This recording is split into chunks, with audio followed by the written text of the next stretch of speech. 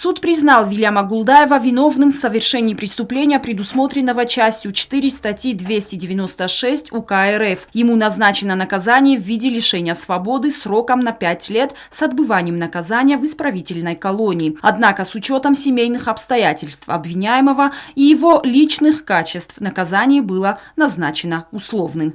Приговорил признать Гулдаева Вильяма Витальевича виновным в совершении преступления, предусмотренного частью 4 статьи 296 Уголовного кодекса Российской Федерации, и назначить ему наказание в виде лишения свободы сроком на 5 лет с отбыванием наказания в исправительной колонии общего режима.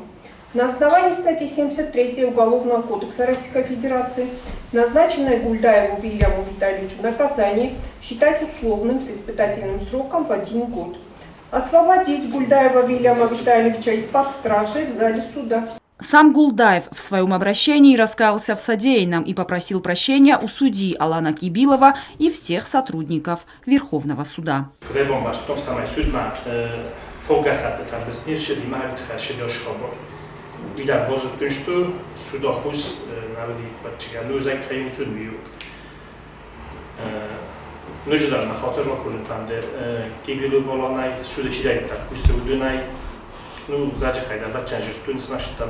Роза Тедеева, Сармат Гузитаев. Информационный выпуск сегодня.